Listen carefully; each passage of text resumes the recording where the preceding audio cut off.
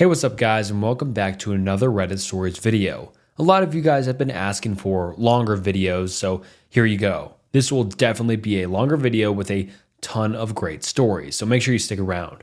And enough with the intro, this video will be long enough, so sit back, relax, and if you're new here, subscribe. It's the channel's goal to be at 250,000 subscribers by the end of the year, and I think we can do it, so please subscribe. And alright, anyways, let's get into the first story. The man on my patio. Okay, so this happened when I was around 9 years old. I'm 25 now, and it's something I will never forget. It gives me goosebumps to this day. I live in a terraced house, 4 houses combined, and my neighbors and I each have our own little patio. There's a small road 10 meters from my yard where people do their Sunday walks and so on. Only a small fence separates my small yard and patio from that road. I live in a pretty crowded area, with several of these terraced houses spread around in my neighborhood, so seeing people walking on that road is pretty normal for me. Seeing random people standing on my patio is not. When I was 9, I usually got home from school about an hour before my mom got home from work. I live maybe 50 meters away from my school, so my mom figured I was mature enough to be home alone for around an hour before she got home. This one day I got home from school. I did the usual thing, which was to make sure I locked the front door and double check the back door leading to the patio was also locked. I was 9. Being home alone was a little scary even though it was in the middle of the day and only for 1 hour. I then rushed to my room upstairs to play as much PlayStation as possible before my mom came home and made me do my homework. While playing, I heard this noise coming from outside my window. My room was located 1 floor above the patio with a view to the road I told you about before. It was kind of like the sound of a cat, but my cat has been missing for over 3 months. Hope sparked and I thought, OMG, did he finally come back? I ran downstairs to check if it was my cat, but the sight that met me gives me goosebumps just writing this. There was a guy standing on my patio, a tall guy with black hair covering half of his eyes, making him look like a male version of the Ring Woman or something. I could hear him making high-pitched sounds, almost like a cat meowing. A brown liquid was running down from his mouth, and I could see him spitting out my dad's stomped cigarettes. He was actually eating from the ashtray. I was frozen, observing this. Eventually snapped out of it and screamed so loud that the man must have heard it. He didn't react. He kept on eating from the ashtray. I ran upstairs to my room, locked the door, and called my mom, who then called the cops. I've never been more terrified in my life. Laying in bed under my sheets, shivering with fear, as I hear these creepy, high-pitched noises from the guy eating cigarette stomps from the ashtray on my patio. I kind of blacked out for a moment, because the next thing I remember is the police arriving on the road by my yard. I hear them talking to the guy, saying stuff like, "What are you doing? Get over here or we'll come down and arrest you," and so on. He didn't respond, but the high-pitched sounds was more frequent and louder. I decided to look through my window, feeling safe now that the cops were here. I could see 2 police officers standing by my fence, 1 man and a woman. I did not see the creepy man, however, because he was standing directly 1 story under me and my field of view. The police jumped the fence, and I remember hearing the creepy guy screaming louder than anything I've ever heard before. He charged the female police officer with full force, and he fucking knocked her out cold. The male officer then immediately tased the guy, leaving him shaking on the ground, screaming still. The policeman struggled to keep him on the ground while putting handcuffs on him, but eventually made it. After a while, he managed to wake up the female police officer, who seemed to be badly hurt. He called for backup and an ambulance, and then he sees me standing in the window above him. The expression on my face must have been something else, because he just looked at me and said, "I sure as hell hope you didn't see all that." I started to cry. By this time, neighbors started to arrive wondering what the hell was going on. One of my neighbors, an elderly woman, made me come down and she took care of me until my mom came back home. The police took the creepy guy with them in the car and left. Before they left, they promised to come back and talk to us about what had happened. This is where the story takes an unexpected turn. The male police officer came back later that night and sat down with me and my mom to talk. He explained that the guy on my patio was actually diagnosed with severe autism. He He had escaped a facility where mentally challenged people live, located about 5 kilometers from where I live. He explained that the guy had actually been living in my house 5 years ago, but he had been forced to move when his mom, his only caretaker, died. The poor guy probably thought he would find his mom in my house. He missed the routines and he missed living there with his mom. The police had to move him from the house that time 5 years ago because he was extremely strong. From what I heard, he had extreme tensions in his body because of the autism, making his muscles grow stronger and stronger throughout the years. This was the reason he reacted the way he did when the police came to stay. Still frightened, I told the police officer that he needed to make sure this would never happen again. He promised it wouldn't. After a few sleepless nights, my life got back to normal. The years went by and the guy didn't come back. Until 1 year ago. At this time, my mom and dad had moved out. I bought the house from them and I'm still living here today. I was enjoying my morning coffee on the patio when I see this random guy stopping on the road by my fence. He just stands there looking at me. I look at him and give him a nod, and then I hear the high-pitched noise. Holy shit, it's him. His hair had turned gray, but the high-pitched sounds made me realize. My heart started racing and I instantly remembered the reason why he was back. I realized that he must have managed to escape again because I kept my cool a bit longer than when I was 9. I started to realize how sorry I felt for the guy. 16 years later, and he was back to look for his mom. I decided to carefully ask him if he wanted to come down to the patio. He instantly jumped the fence. I started to think he would knock me out like he did that police officer, but he didn't. He smiled, he looked at me and smiled. I offered him to sit down. He didn't respond. I offered him to come inside. He started laughing. We went inside. His face lit up, pure joy. He was home. It reminded him of the life he had with his mom. It almost made me tear up. All of a sudden, he sat down on my couch, turned on my TV, and switched directly to cartoons. I observed him for a while. He just completely focused on the cartoons. I just wanted him to enjoy the moment, so I didn't say anything to him. I realized I had to call the facility to let them know. The caretakers arrived 10 minutes later. After a lot of convincing, he got back up, crying, and they went back to the facility. I called the facility 2 days later. We made a deal. His name is Tom, and I now consider Tom my friend. Every Sunday from the day he returned, Tom and his caretakers visit me to watch cartoons. They say it's the highlight of his week. It makes my heart warm. Now, for several years, my thoughts were, let's not meet, guy on the patio eating from the ashtray. Now my thoughts are, let's meet every Sunday to watch cartoons, my friend Tom. Haunted cabin behind my house. This is a relatively old story that my dad has told me a few times over the years, but with Halloween coming up, it's been on my mind again. I myself have never been able to witness the house through the description I've been given by multiple men 20-something years after seeing it gave me a very vivid mental image. To begin with, I would like to mention that my father is a highly religious man, a preacher's son, and does not believe in ghosts or anything paranormal in the slightest. Nothing seems to spook him either, but he swears up and down that he felt something unnatural that scared the shit out of him, even just from mentioning the story to me on the rare occasion that he would bring it up. Back in the late 80s, he and a few friends would regularly hike over the waterfall or creek bed behind our farm and would follow the trails up until they eventually met the frontage road off of the interstate. Well, one night they decided to take a different route to go around the backside of another farmer's land, mostly to see the animals because they owned emus and other large pets that weren't common in the local area. Supposedly, after leaving the area and continuing into the woods, at night of all wonderful times, they managed to stumble upon what is described by all 5 men 20 years later as a Blair Witch look-alike house. It was a very, very old home, and my dad claims that just looking at him gave him this ominous feeling. But of course, they had to go inside and check it out. Inside the house was a vintage cottage-style home that was probably built in the late 40s or early 50s, and the group was instantly met with writings and symbols in strange Latin-like languages, with a few English graffiti pieces that quoted a supposed satanic or pagan worshipping ritual, with certain pieces describing how to sacrifice a human soul to some, supposedly demonic deity.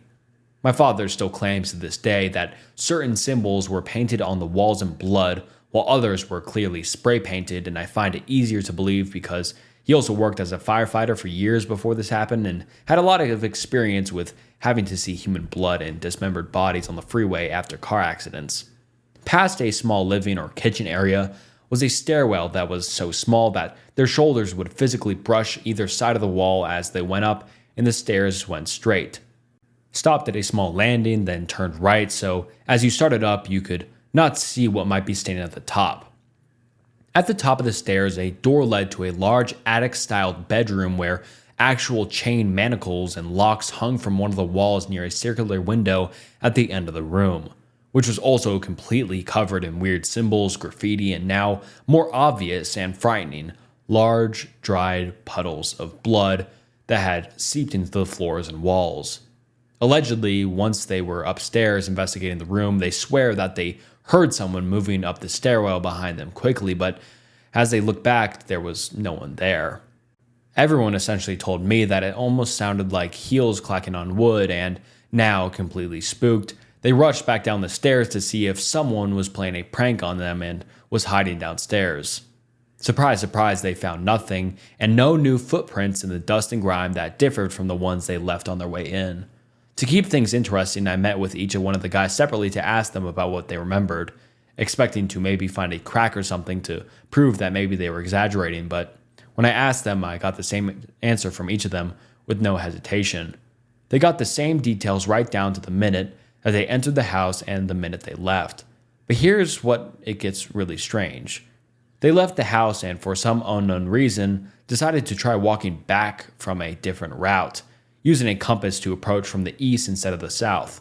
They did this test more than 10 times at night, walking from every possible route or direction, yet they always come at the front entrance of the house, even when the compass and common knowledge of the area showed that it was physically impossible to be at the south end of the house when they moved in a straight line from the north, east, or west.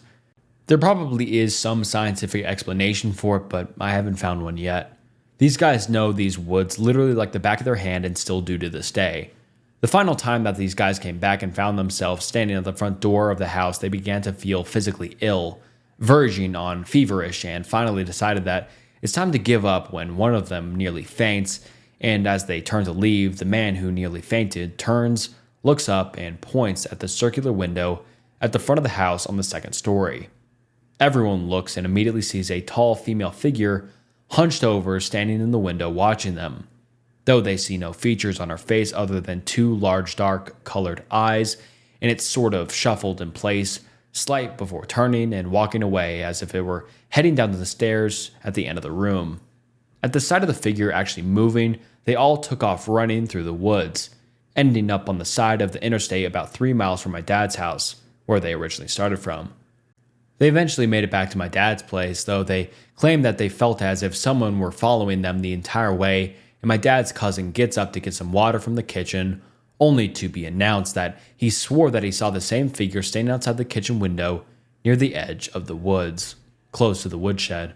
Thankfully, nothing ever came from the experience other than the collective state of absolute terror when the subject is brought up. They wrote off what his cousin saw as paranoia or pareidolia, though 5 years later they decided to return to see if the house was still standing. Miraculously, it had fallen in on itself and was nothing more than a pile of rubble, and they never went back. I always joked with my dad and would ask him what he would do if he went back and found the house standing the same way it had been back then, trying to give him a reason to let me go and see the place for myself. But with trespassing laws being far more prevalent in today's times, it would be nearly impossible without either getting shot or going to jail, as it was not on our property. I don't know. It always gives me the creeps thinking about it. But I never considered the story to be true until I did this little mock interview with all the guys. And when I say that these grown men are scared to death by the story, I mean it. Seeing them get physically worked up and frightened by just telling the story really caused me to be less of a skeptic. What do you guys think? Could it possible that they were just spooked and it caused them to see these things? This is what we found. I'm writing this by my bed. It's almost dawn. I can feel that I don't have much time left. I can barely see anymore. I hope this account serves as a warning place to everyone about what's up there in the mountains at the Pine Palaces. Please, just stay away from it. God, my eyes itch. There are some things we just weren't meant to find. Please, someone, read this so we're not forgotten. This is what happened. I arrived at the Pine Palaces 3 days ago. It was as beautiful as the website boasted. High up in the West Virginian mountains, where the air was untouched by cities and smog, and where you could just feel the purity in every breath. The cabins I would be maintaining, along with the other 2 summer workers, weren't quite palaces, but they were elegant in a natural sort of way. Each log cabin was decked out in all the usual outdoor decor. Animal heads hung silently on the walls. Polished exposed wood filed the interiors with a delightful smell, and a fireplace sat ready to burn the neatly stacked pile of wood that rested beside it. There were 8 cabins in total, 6 for the guests, 1 for the workers, and 1 for the owner of the retreat, Ken, who lived there year-round. They formed a semicircle along the perimeter of tall trees where space had been made for a giant fire pit in the center. Half a mile down the dirt road, there was a lake that Ken rented out paddle boats for the guests to use. I had asked him upon arrival if employees could use them free of charge, and he had winked and told me if he liked his workers. Behind the cabins, down a path that led into the woods, about 400 feet from the clearing, was where our maintenance supplies were kept. Rakes, leaf blowers, a couple axes, a chainsaw, the usual upkeep wares. I remember on the first day when Ken showed us the old shed, one of my fellow coworkers, Carter, had asked why he kept the supplies so far back. Ken had chuckled and told us that we'd understand once we get married and went on vacation with our own families. He slung his arm around my shoulder and said that he had never seen people fight worse than up here when most modern amenities were unavailable. Wouldn't put it past one of them to take the chainsaw to their significant other, he had said, throwing Penny a wink. Penny, the last piece to our trinity of workers, looked at Carter and then at me, her face unsure and a little nervous. Don't you worry, Ken had said. I've never had trouble up here. Real trouble, anyway.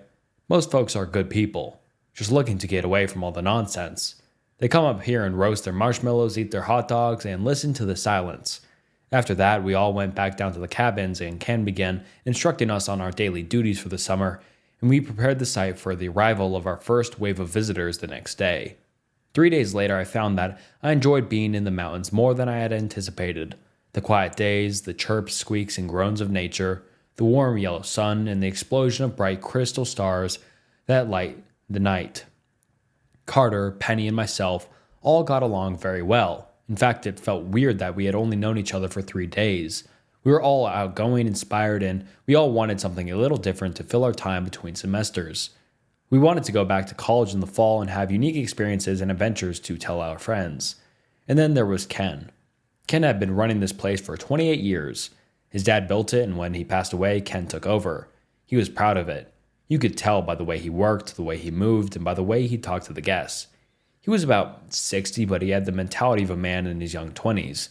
He was energetic, kind, and made everyone feel welcome. He insisted all the visitors call him Grandpa Ken, and if anyone wanted, at sundown he would tell stories about the history of the mountains and land around us. It was charming, and I found myself looking forward to the time of day. That was all before I found that fucking well. I pulled the paddle boat behind Ken's cabin and wiped the sweat off my face with a dirty hand. That's the last of them, I said to Carter. Everyone is in for the day. Penny should be done stacking the wood for tonight's fire. Do you want to see if she wants to go for a swim? Carter, tall and thin, sporting glasses and blonde hair that he was always pushing away from his lenses, nodded. Yeah, that sounds good. I feel like I'm going to melt. It's hot as hay fever today, isn't it? I snorted. Got that right. You go check out with Ken, let him know we're finished for the day. Make sure he doesn't need anything. I'll go help Penny put the tools away. Okay. I brushed my hands on my jeans and walked around to the front of the cabin. A couple of guests were sitting on their porches, enjoying the shade and starting to wind down for the evening. I spotted Penny by the fire pit, stacking the last few pieces of wood. All done, I asked? She looked up at me. Yeah, that should do it. I hope that's enough. Penny was a cute girl. Nothing to write home about, but her charm came not from her looks, but from the adorable way she always worried she was going to get in trouble. I smiled back. It's fine. You really think Ken has the capacity to yell at you even if it's not? She shrugged. I just want it to be right. It is. Now, do you want to go swimming with Carter and I? He's letting Ken know right now. She lit up. Oh, that sounds fantastic. Can you put the axe back in the shed before I suit up? Sure thing, I said, bending and picking it up. "Thanks, I'll meet you back there," she said, and scampered off to our cabin to change. I slung the axe over my shoulder and made my way to the path that led into the woods, nodding my hellos to the guests as I passed. The woods were quiet today, a low hum of wildlife getting lost in the gentle sway of trees that danced back and forth in the sunlight. My boots kicked up dry dirt as I walked, and I wondered when the last time it had rained. As I was about to round the final bend to the shed, something caught my eye. About 30 or 40 steps to my left off the path, I spotted something coming out of the ground. Curiosity took over and I began to make my way towards it. I wondered why I hadn't noticed it in my previous trips back here, but I'd been more concentrating on sticking to the path and not getting myself lost. As I was getting closer, I saw that it was a well, its stone sides rising up out of the ground in the center of a big clearing. I broke through the tree line and stopped dead in my tracks. A heaviness came over me. A thick unease bubbled in my stomach. Something was making my skin crawl and I felt goosebumps form on my arms. I licked my suddenly dry lips and swallowed hard. A warning light was going off in my mind and my unease turned to panicked nausea. Suddenly, I didn't even want to look at the well. I turned my eyes away and stood there, unable to move. I tried to tell myself to snap out of it, but the unbearable avalanche of horror that filled me when I tried to look at the well wouldn't allow it. I needed to leave.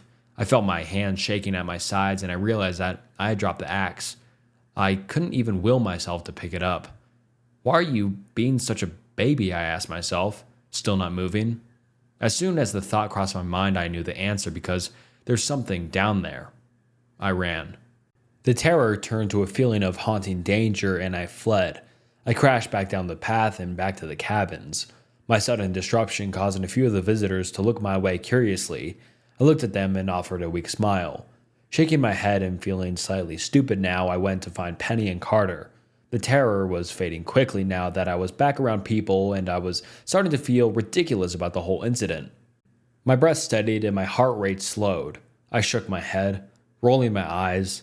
"Get a grip, man."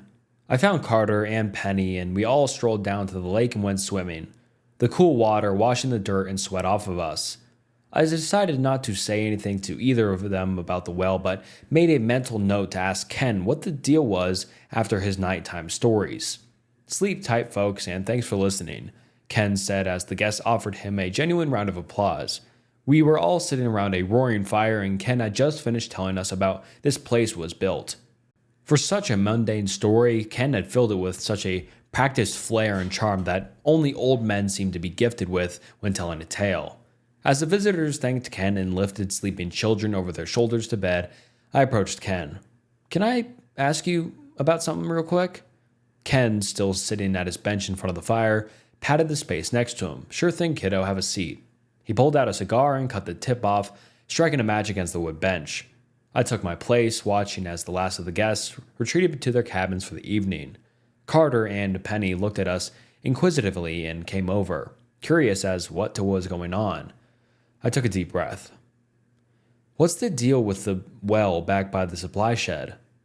Ken froze, his match hovering inches from the tip of his unlit cigar. After a second, he lit it and took a couple of deep puffs from it before answering. "What do you mean, son?" Carter and Penny had taken a seat on the bench next to us, and Carter piped up. "What well? There's a well back there?" "Yeah, it's in the clearing a little off the path," I said, pointing in the direction it was in. Ken turned his head and looked directly at me. "Don't go near there. You understand me?" The seriousness in his voice shook me. His grandpa persona was gone and his eyes were cold black rock. "I mean it, son. Ain't nothing good back there. Just steer clear of it, okay?" "What's wrong with it?" Penny asked. Ken took another drag, obviously uncomfortable with the conversation, before answering. "It's dangerous. There's something wrong with it. I don't know what it is, but I know for a fact that, well, that people aren't supposed to be around it. There's something unnatural about it. Best you all keep your distance." Carter leaned forward, his eyes lighting up. "Is it haunted or something?" I could hear the excitement in his voice. Ken shook his head. "No, ain't no such thing as a ghost, kid, but there are other forces of nature that humankind just aren't meant to find." I swallowed hard, remembering the terror from earlier. Ken, is there something down there? Ken was silent for a moment, the crack of the fire popping sparks around us. Then he whispered, "Yes." "What is it?" Carter pressed. "Have you ever looked down there?" Ken shook his head. "Can't bring myself to go near the thing, truth be told." Suddenly his head whipped around and he was looking hard at me again. "You didn't look down there, did you?" I shook my head. "No. Honestly, I got spooked just being around it. That's why I asked. It seems so jarring compared to the peace these mountains hold." Ken let out a sigh, but Carter wasn't done asking questions. "How do you know something's down there then?" Ken tapped his cigar and a hearty piece of ash floated to the ground. "I had a horse back when I first took over the camp," he started, then looked at Penny and cleared his throat. "I don't want to go scaring Penny. Just take my word on this and stay away." "I want to hear," Penny said. I didn't blame her. Something about the sober tone in Ken's voice begged for explanation. "I suppose you're all adults," Ken said, staring into the fire, "but let me warn you that what I'm about to tell you is rather unsettling." With a giant sigh, he continued, summoning the old memories. "Back when I took over this place, I had a horse. I named her Cherry. Beautiful creature. For the first couple weeks, it was just me and Cherry. I was working on fixing the place up and getting it ready again for guests. During the evenings, I would ride Cherry all throughout the mountains," he said, sweeping his hand across the dark horizon. "Let me tell you, you haven't seen a sunset till you've seen one up here when the leaves are changing. Anyway, one evening I tied up Cherry to that tree over there," he said, pointing towards the path that led back into the woods. "We were about to go for our evening trot. I went inside to wash my face and change out my trousers. Wasn't gone but 5 minutes. When I came out, Cherry was gone. I didn't see her anywhere, but I could hear her," he said, his voice quieting and shaking slightly. "And she was screaming." "Screaming?" Penny asked softly, eyes wide. "I ain't ever heard anything like it before," Ken continued, "but I took off down the path towards where I heard her, and that's where I found the well for the first time." He paused, silently puffing on his cigar. After a few moments, he continued. "Cherry was trying to force her way down the well. She was too big, though. She was stuck, her rump sticking up in the air, her head down in the hole. And let me tell you, she was going mad. Her hind legs were kicking and scraping against the stone walls of the well, trying her hardest to push the rest of her body inside. She was thrashing and wriggling all around, all the while screaming down into the hole." His voice started shaking again, but there was nothing I could do for her. I was too afraid. Something was keeping me from getting close to that well. I could feel the hairs on the back of my neck rising. Pretty sure I wet my trousers at some point as I stood there watching. "Oh, I was frightened," he said softly. "What happened then?" Carter said quietly. Ken looked around at all three of us, then said, "She eventually squeezed down into the blackness. Took her the better part of an hour to do so. She wriggled and kicked till she scraped off her skin and she fit. I hadn't seen so much blood before in my life. How she was still alive, I don't know. But I stood there and watched, paralyzed as she grated herself against the stone until eventually she slipped down inside and immediately she stopped screaming." We were all quiet as he finished. Ken idly flicked more ash from his cigar and stared at the ground. The unbelievable events he had just shared with us chilled me. I remembered the feeling of being close to the well. I shivered. "It's getting late," Ken eventually said, standing there and tossing his cigar into the fire. "Why don't you kids get some sleep, huh? Gonna be hot tomorrow. I think a lot of the guests are gonna want to use the paddle boats." We all stood up and wished him a good night, all of us somber and a little rattled, except for Carter. His eyes buzzed with light. We retired to our cabin and began preparing for bed. Penny slept in her own room after brushing her teeth and washing her face. She bid us good night. Before she closed her door, I asked, "You okay, Pen? You're not freaked out?" She gave me an uneasy smile. I'm not sure if I believe everything he said, but it was a pretty creepy story nonetheless. "I'll be okay. Thanks, though." And with that, she shut her door. I went to the room Carter and I shared and stripped down to my boxers and laid down on my bed. Carter followed and turned the lights off. We were silent for a while and then I heard him sit up. "Dude, let's go check it out." I sat up as well, slightly alarmed. "What?" No way, man. You heard Ken. We should stay away from it. Oh, come on, he pleaded. It'll be spooky. You know how great it'll be to tell Penny in the morning that we went and looked down the well? I snorted. Carter, you didn't see it. You weren't there. It creeped me out. No way I'm going back at night. Now just lay down and go to sleep. Please just drop it. After a moment, I heard him sigh and lay back down. Relieved, I closed my eyes and stared at the ceiling. Sleep did not come quickly. I don't know what time it was when my eyes snapped open, but something was wrong. I jerked into a sitting position and let my tired eyes adjust. Carter was gone. Shit, you idiot, what the hell, I said, standing and grabbing my clothes. I didn't take Carter as an adventurous person, never mind a brave one. What was he thinking? If he was where I thought he was, then I needed to tell Ken immediately. I had been by the well. I knew the story held truth, and I knew that there was something dangerous about it. I thought about waking up Penny, but decided against it. I stomped in my boots and flung the door open. The night was calm. A fat white moon, dripping its vanilla rays down to meet me. The camp was still and sleep coated the air. I marched down the stairs and turned towards Ken's cabin when something caught my eyes towards the tree line. Carter was walking towards me. He spotted me and gave me a sly smile. Well, change your mind? The big fire in the middle of the camp from earlier was almost out, but there was just enough flame that I could make out his features as he approached me. What the hell are you doing? I asked, my voice a harsh whisper. Sorry, man, he said, putting his hands in his pocket and shrugging. I just had to see it for myself. It took me forever to find it. I paused, cautious. You saw the well? He nodded, the smile still on his face. I licked my lips. And? He slapped me on my shoulder. Ken's full of crap, I'm afraid. It's just a stupid well. There's nothing down there, man. I released a breath I didn't know I was holding in. Wait, really? You actually went and looked down inside? He chuckled and rubbed his eyes. Yup, no ghosts or monsters, I'm afraid. Just Ken jerking us around. It was a good story. I'll give him that. I shook my head. Well, I guess I'm just a big baby then. Let's tell Penny in the morning. I think she was a little freaked out.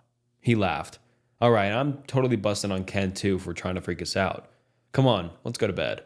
As we turned back towards our cabin, the dying fire splashed the last of its light on Carter's face, and I noticed that his eyes were incredibly bloodshot. He rubbed them again and went back inside and slept till morning. The next day was blistering hot. As predicted, most of the guests wanted to take the paddle boats out into the lake. Ken, back to his grandpa routine, helped the three of us make sure they were accommodated and happy. He asked if we could take shifts, staying down by the water and keep an eye on things. Penny said she'd take the first shift, and so Carter and I stayed behind and saw to do daily chores. We had ended up not telling her. After a quick talk in our room that morning, we agreed that it was better if she didn't know because of her constant paranoia of getting in trouble. And if she was frightened by Ken's story, she didn't show it as she went about her morning. Carter was cheerful despite the heat and helped me prepare the woods for the evening's fire. His eyes were still terribly bloodshot, and when I asked him about it, he shrugged it off. Probably caught me a case of double pink eye. Just my luck. They itch like crazy. You think Ken has something for him? Eye drops, maybe? He might. It looks bad, man, I said, dragging another log over to the chopping block. He scrubbed at them. Oh, let's finish this first, shall we? Today was cleaning day, and after we finished the wood, Carter went to relieve Penny. He ended up not speaking to Ken about his eyes. Despite my protest, he said maybe a swim would clear them up, and I told him not to touch anyone if he was going to keep itching them. About half an hour after Carter left, Penny came strolling up the hill looking hot. She wiped sweat from her forehead. You would never know I was in the water 10 minutes ago. It is stifling today, isn't it? I nodded. Yeah, I'm looking forward to my shift at the lake. Did you see Carter? Yeah, what's wrong with his eyes? He thinks it's pink eye. She shivered. Gross. Poor guy. She scanned the campsite. So what do we have left? We're cleaning the cabins today, right? Midweek scrub for the guests? I stretched my arms over my head. Yeah, it doesn't sound fun, does it? Ken told me this morning we don't have to go overboard. The deep clean is on Sunday in between arrivals. Just neaten up a bit. Make sure the bathrooms are clean, get rid of trash, all that. All right, let's get to it then, she said, and we both went to gather supplies for afternoon of upkeep. Time went quickly with the two of us chatting and cleaning. The work quickly muted to the sound of good conversation and laughs. She was a nice girl, and I found myself unable from growing slightly fond of her. We hadn't much time to talk one-on-one, and I found her to be quite the pleasant person. As the sun crawled across the sky like a dying man in the desert, we finished up the last of our houses. I blinked sweat out of my eyes and let out a long sigh as I saw Carter trudging up the hill. He saw us and waved, meeting us in the middle of the camp. His eyes were still bloodshot, but they looked much better than they had the morning. "Save any lives?" Penny asked with a smirk. "Any hot moms rescued?" Carter threw his head back and laughed.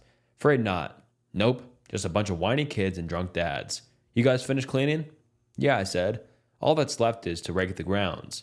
I'm going to go change and head down for a dip. To keep an eye on everyone." We all laughed and split ways. Carter and Penny going to retrieve the rakes and myself down to the lake. The water was cold and wonderful. As the sun slowly dipped into a rainbow of colors, I spent the remainder of the day swimming and having a casual conversation with the guests. I couldn't think of a more pleasant way to end the day. The story that night was about Ken's vision for the campsite. He told the guests about all the improvements he wanted to make and how he wanted to redo the cabins. He involved the visitors, asking for their feedback and accepting their comments graciously. Most of the people had nothing but good things to say, all of them thanking the four of us for being such wonderful hosts and how they couldn't wait to come back next year and see the place. After the conversation dulled to a murmur and the moon rose high, everyone thanked us again and began to turn in for the night. After everyone was inside, Ken informed us that he was tired and he was going to turn in as well. We all wished him a good night, and we went back to our cabins. Feeling exhausted myself from the heat and day's activities, I told Carter and Penny I was going to bed. They both agreed with me and we went to our rooms for the night. "How's your eyes?" I asked Carter, already in my bed with my eyes closed. He turned off the light next to my bed and crawled under the sheets. "Still itch like crazy, but I don't think they're as pink as they were this morning. Maybe tomorrow it'll be better." I muttered my agreement and felt the day disappear into slumber. I woke with my heart racing. I was bathed in a thick sheen of sweat and my throat was dry. Something wasn't right. My breath rattled past my cracked lips into the dead air. I tried to sit up, but I crashed back down into my bed. Something was restraining me. What the hell? I wiggled around and found that my wrists and ankles were tied to the bedposts. Confused and terrified, I fought with them for a few vain seconds before finally giving up. I raised my head to look over at Carter's bed. He wasn't in it. "Carter?" I said aloud. "Carter, where are you?" Silence. And then, shh. The noise came from his side of the room, but I didn't see him. Heart still pounding, I stretched my fingers out to try and flick the lamp on next to my bed. My fingertips brushed the switch and I pulled my hand back as the ropes binding me cut into my skin. "Carter, what the hell is going on?" "Where are you?" I said, my voice cracking in panic. Silence. Then again, shh. I didn't know if he was playing some kind of joke on me, and I didn't want to start screaming and wake all the guests if that was the case. So I stretched my hand out again, fighting the pain that was burning into my wrist from the rope. Just a little bit there. I turned the lamp on and yellow light pushed the shadows back. At first I didn't see Carter, but movement caught my eye. He was laying under his bed, looking directly at me. He was smiling and in horror. I saw that his eyes were nothing more than two bloody, pulpy orbs, rubbed so raw that he had cut into them with his fingernails and torn them out. "They won't stop itching," he said to me, still smiling. And then he was up, like lightning. He scurried out from under the bed and was on top of me. I struggled and was about to scream when he shoved a piece of cloth into my mouth. Hard. I gagged as his fingers pushed the torn sheet deeper, his thighs holding my body still with an iron clasp. "Just keep it down, buddy," he said, his breath dry and smelling of bile. His bloody mush sockets stared down at me and I turned my face away, the gore making me lightheaded. He sat up on me. "Is it gross?" "It is, isn't it?" "Here, let me do something about that." He reached behind me and ripped apart the sheet I was sleeping under. He tied it around his eyes and back of his head, the blood soaking through and appearing to give him two phantom red eyes. "There," he said calmly. "That's better. I can see better like this anyway. I was hoping you wouldn't wake up, but I decided I needed to tie you up in case you decided to go looking for me again." I whipped my head around and tried to buck him off me, terror and confusion slamming into me with every word he said. He held on and gripped my body tighter with his legs, pressing down on my chest with his hands. "Stop that," he said firmly. "You're safe. I'm not going to hurt you. I just need you to stay here, okay?" He lightly slapped my cheek. "Stay." He was about to get off me when he paused, smiled to himself, and leaned back towards me, whispering into my ear. But there's something you don't know. Do you know what that is? You do, don't you? I bit down on that cloth in my mouth and nodded. He licked his lips. I'm going to cut Penny's head off. My eyes widened and I screamed into my gag, thrashing wildly. He chuckled softly and held me still, waiting patiently till I wore myself out, panting hard around the cloth. I looked up at him, his smile full of teeth, the glistening red outline of the mutilated eyes bleeding through the linen. The well. The thought crashed in my chaotic mind like a truck. It was the well. He had seen something down there. Somehow it had changed him. Suddenly, Carter raised his fist and brought them smashing down into my face, knocking me into darkness. I woke again, face swelling and painful. My vision swam. The room was dark again. I was still gagged and I could feel my breath becoming labored as my nose was clouding with blood. I was going to suffocate if I didn't get this rag out of my mouth. Slowly, in a daze, I worked my tongue and teeth over it until I could finally spit it out. Gasping in deep, grateful breaths, I struggled against the ropes that held me. After a few frustrating moments, I finally loosened them enough to get a hand free. A few more minutes of tearing and I was completely out of my bindings. Penny. Oh no, Penny. I dashed to her room and kicked the door open. Empty. I felt my heart bubble up in my throat and I stood there trembling. Oh no. Oh no, oh no. Please, please, please. My eyes filled with tears and I crashed out of the cabin. Get Ken now. The night was thick, the air clawing at my skin with humidity. The moon stared down at me, uncaring and indifferent. The fire had gone out in the middle of the camp, and as I was about to charge Ken's cabin down at the end of the lot, I heard something. Screaming. It was Penny.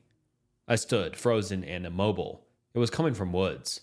I knew where she had been taken. Biting my lip, my face screwed up in mental agony, I looked at Ken's cabin and then bolted towards the woods, towards the well. She might have seconds to live. If she was still alive, I needed to get to her and stop Carter. Please, God, let her still be okay.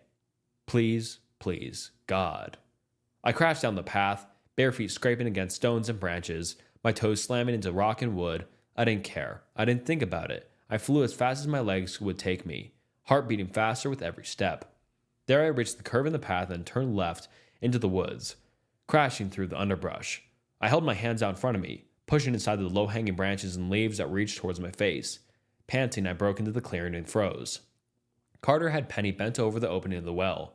He was standing behind her with a fist gripping her hair, pulling her head back to expose her throat. The muscles on his arm strained as he worked a knife into her pale flesh, slowly slicing into her back and forth, and deeper and deeper. He paused and looked, seeing me. Oh, hey. Penny, I screamed. In the moonlight, her eyes slowly rolled over to meet mine. Agony. Jesus Christ, Penny, hang on. I screamed, tears rolling down my face. Carter ignored my outburst, taking the time to wipe sweat from his face and tightening the cloth around his eyes. You know, this is a lot harder than you'd think. Carter, stop, it's Penny. You're killing her, I screamed. He stared at me silently, the blood-stained sheet around his eyes looking black. Finally, he motioned at me with his bloody knife, one hand still gripping Penny's hair. Come stop me then. I swallowed and was about to charge him when I realized I couldn't. My knees had turned to water and all the strength of my body was drained. The forest seemed to press in on me. My breath came out in little gasps and I was terrified. I felt my bladder release and warmth spread down my legs. The well. The fucking well. I couldn't even look at it. I was filled with such nightmares that I wanted nothing more to turn and run. Get out of here. Get out of these mountains. And get as far away from that fucking well as I could. Carter was smiling. You can't, can you? You're terrified. He tapped the top of the well with his knife. Come on, come over here. Look down there. His smile grew. Look down in the well.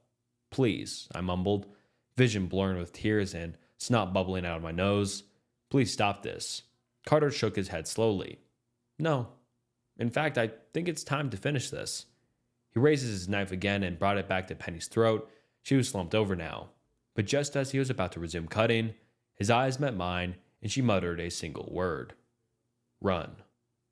Hearing her speak, I ripped myself from the terror, face streaking with tears and mucus. I charged Carter. Every step towards him, my body seemed to increase in weight, pulling me to the earth. I grit my teeth and steeled my adrenaline, crashing into Carter just as he was turning towards me. mouth agape in surprise. He slammed into the side of the well, hard, knocking the knife out of his hands. We both went down and I hit my head against the stone, stunning me. The world spun and I heard him growling, already beginning to stand. "You don't know what you're doing, you fucking idiot," he snarled, grabbing me by the hair and slamming my face into the ground. I bit my tongue and howled in pain, feeling blood fill my mouth. Dizzy, I rolled onto my back and stared up at him. He stepped onto my chest and leaned down, his voice raw. "You can't. Stop this." He quickly jumped back and grabbed Penny, pulling her up and across his shoulders. He hoisted them both up onto the lip of the well, and silently, they tumbled down into the darkness. They were gone. "No!" I screamed, my voice splintering. I scrambled up, sobbing, pleading, and gripped the sides of the well. I looked down into the blackness. I looked down into the well. My eyes went wide, and the world stopped. "Oh no," I whispered. And alright, that wraps up Obscure Reddit Stories. I really hope you enjoyed this video. I enjoyed making it. So, like and subscribe since you've watched to the end of this 45-minute video or whatever, how long it is. And yeah, once again, thank you very much for watching. And yeah, until next time, see ya.